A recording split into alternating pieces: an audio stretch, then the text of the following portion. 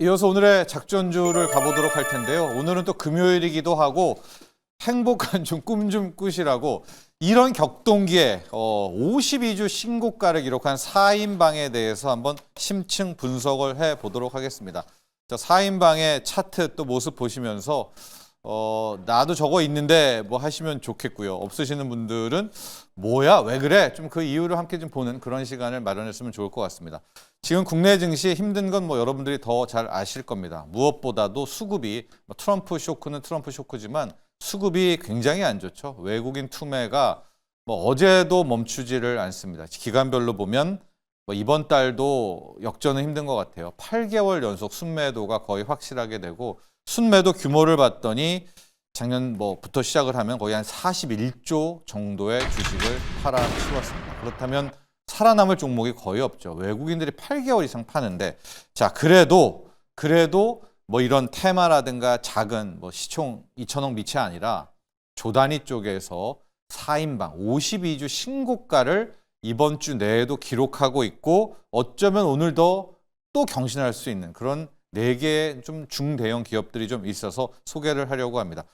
HD 현대중공업이 일단 가장 뭐 사이즈 하나 있고요. 그 다음이 이제 한국전력, 파마리서치, 좀 사이즈 중형주 중에서는 이마트. 이제 이 4종목을 여러분과 함께 그 이유들을 분석해 보려고 하는데요. 한번 볼까요? 저걸 보시면은 내 포트가 저 4종목이었으면 하면 좋겠죠. HD 현대중공업, 또 한국전력, 파마리서치.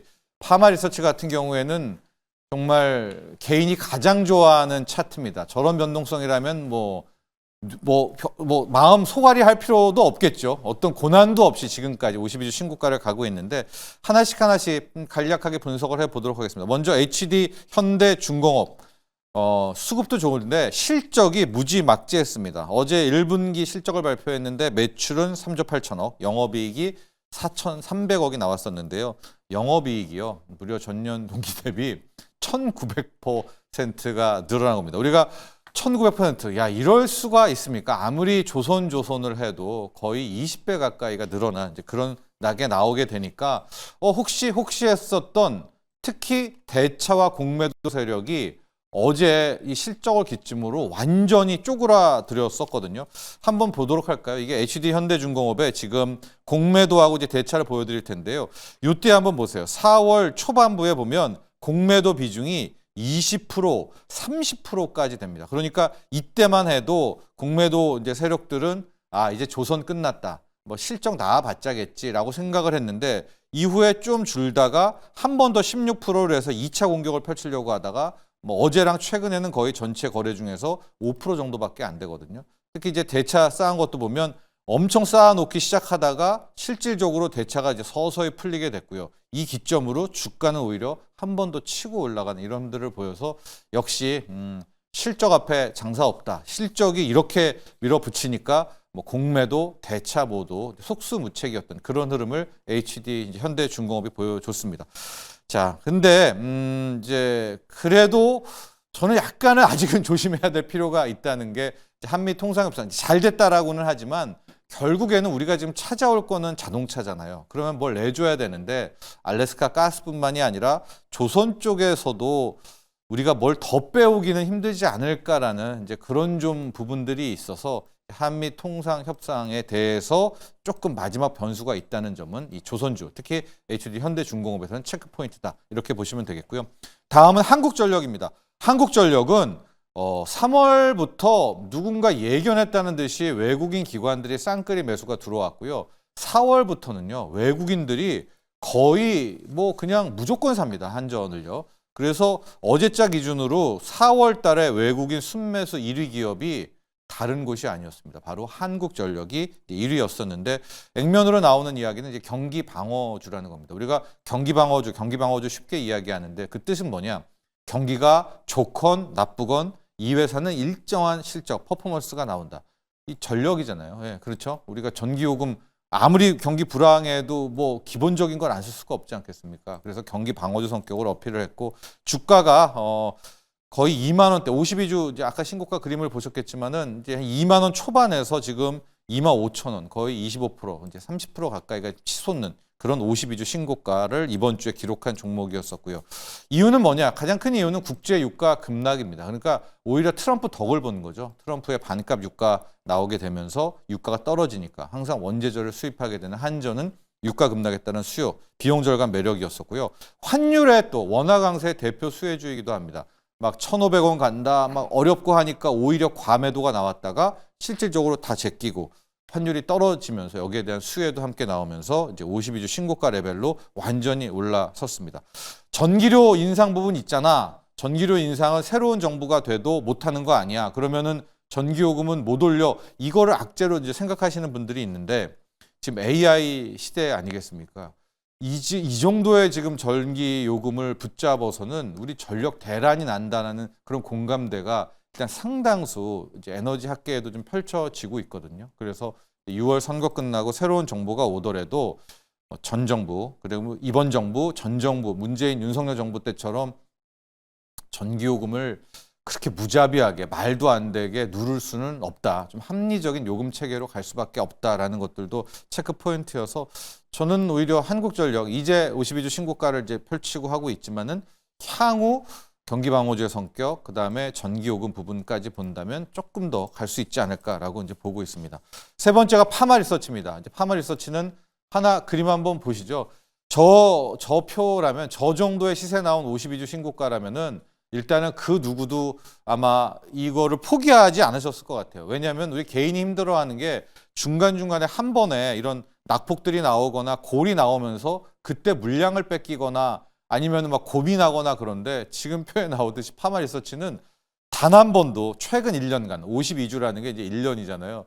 우리에게 고민을 주지를 않았었던 참 그런 고마운 종목인데요. 파마 리서치 뭐 리쥬란으로 알고 있고 트럼프 관세의 무풍지대였습니다. 왜 하시겠지만 일단은 북미 쪽이 전혀 영향이 없습니다. 아주 미미한 자체예요. 회사 매출 중에서. 게다가 지금 이 리쥬란 파마 리서치는 유럽을 공략한다라고 이야기하고 있어서 트럼프 관세에서 피해 있는 K-뷰티 디바이스다라고 볼 수가 있겠고요. 지금 의료 관광객이요. 작년에만 117만 명이 왔다라고 하고요. 그게 그 전해 따블이었었거든요. 근데 뭐 지금 언론에도 많이 나오듯이 한알령, 무비자, 중국인들이 들어오게 되면 이 의료 관광객은 100% 증가가 아닙니다. 지금 측정이 안 될 정도의 의료 관광 수요가 폭발하고 있거든요.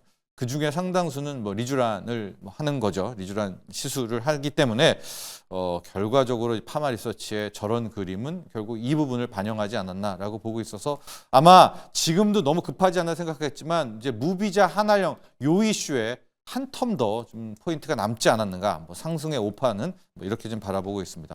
마지막이 이마트입니다. 오늘 이마트 주가도 좀 봐야 될 텐데요. 이마트는 내수주죠. 트럼프 관세와 이제 전혀 무관했다라는 거 가지고 내수주 갔을 때 앞단에서 타고 올라갔던.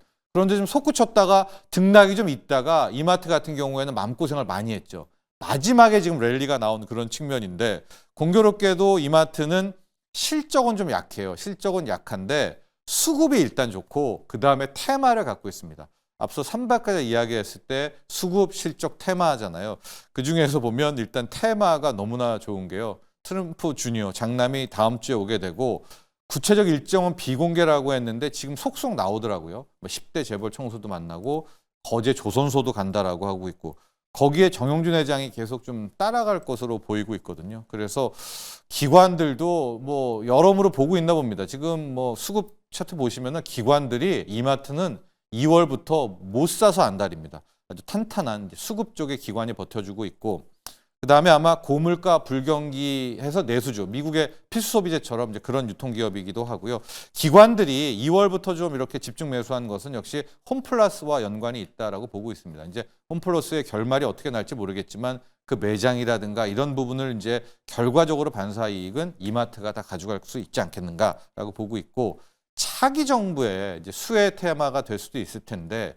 지금 아마 뭐 국민의힘, 민주당 후보가 있는데 국민의힘이 될 경우에는 거의 이 대형마트에 대한 규제를 풀어줄 가능성이 높거든요. 이게 워낙 온라인과 이 인터넷 쇼핑몰하고의 역차별이 너무나 큽니다. 이커머스와. 그래서 높고 민주당의 이재명 대표도 지금 이야기하는 부분들이 이제 뭐 이런 쪽에 좀 풀어줄 가능성이 좀 있거든요. 경제 합리적, 약간 이제 중도 쪽으로 흘러가고 있기 때문에 아마 대형마트 규제 완화라는 또 마지막 대형 호재가 남아있다는 것까지 체크를 좀 해보시고 정영진 회장이 지금 온라인으로 가고 있습니다. 지금 기존의 오프라인의 이마트와 쓱닷컴, 그다음에 G마켓은 알리바바와 이제 함께 제휴하고 있죠. 이런 부분까지가 아마 기관들이 2월부터 저렇게 열심히 이마트를 매집하는 것이 아닌가라고 보고 있어서 크게 트럼프 속에서도 52주 신고가를 달리고 있는 이 네 가지 종목들의 강점들 한번 살펴봤습니다.